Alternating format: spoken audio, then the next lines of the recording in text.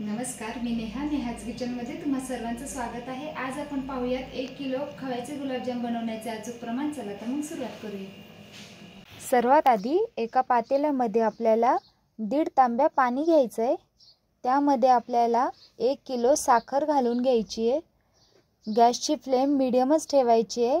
साखर आपल्याला व्यवस्थित पाण्यामध्ये मिक्स करून घ्यायची आहे आणि तिचा पाक तयार करायला ठेवून द्यायचा आहे। पाक आपला तयार होतंय तोपर्यंत आपण एकीकडे 1 किलो खवा घेतलेला आहे। त्यामध्ये पाव किलो या प्रमाणात आपल्याला मैदा घ्यायचा आहे आणि 1 चुटकी आपल्याला सोडा लागेल खायचा, तो आपण यामध्ये घालून घ्यायचा आहे। मैदा खव्यामध्ये एकदम टाकायचा नाही आहे, थोडा थोडा करून आपल्याला मैदा खव्यामध्ये ॲड करायचा आहे। तुम्ही पाहू शकता या पद्धतीने आपण मैदा आणि खवा एकजीव करून घ्यायचा आहे। मैदा आणि खवा मिक्स झालं की यामध्ये आपल्याला थोडं थोडं करून दूध टाकायचं आहे।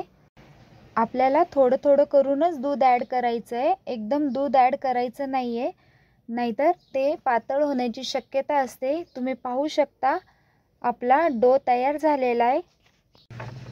तयार केलेल्या डोमधून आपल्याला थोडं थोडं पोर्शन साईडला काढून घ्यायचं आहे, ते व्यवस्थित मळून घ्यायचं आहे आणि त्यानंतर आपल्याला याचे छोटे छोटे बॉल्स तयार करून घ्यायचे। तुम्हाला गुलाबजाम कसे हवेत त्या पद्धतीने तुम्हाला बॉल्स तयार करून घ्यायचे।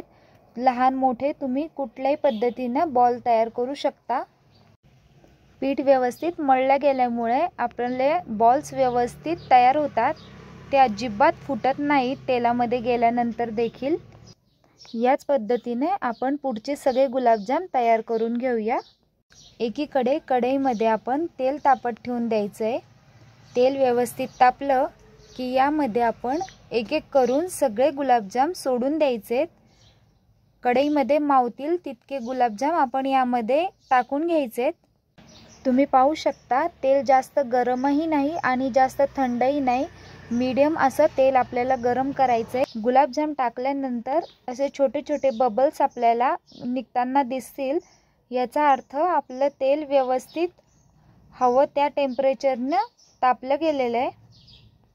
गुलाबजाम तळताना गॅसची फ्लेम मीडियमच ठेवायची आहे आणि एक बाजू व्यवस्थित तळून घ्यायची आहे।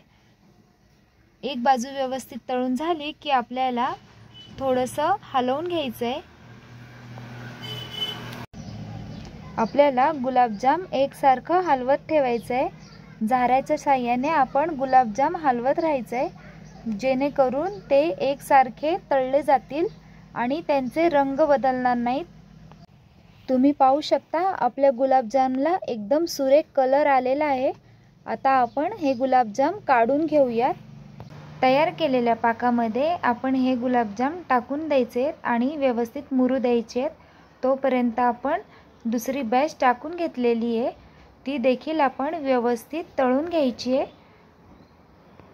तुम्ही पाहू शकता या गुलाबजामचा देखील एकदम सुरेख कलर आलेला आहे। दुसरी बॅच देखील आपण पाकामध्ये टाकून घेतली आहे आणि व्यवस्थित मुरू देऊया। आपले गुलाबजाम तयार आहे, तुम्ही पाहू शकता। आपण हे कट करून पाहूया। आतपर्यंत व्यवस्थित पाक मुरले गेलेले आहे, तुम्ही पाहू शकता। कशी वाटली तुम्हाला रेसिपी कमेंट करून नक्की कळवा। आवडल्यास लाईक शेअर सबस्क्राईब करायला विसरू नका। भेटूया पुन्हा अशाच नवीन रेसिपी सोबत। Bye bye.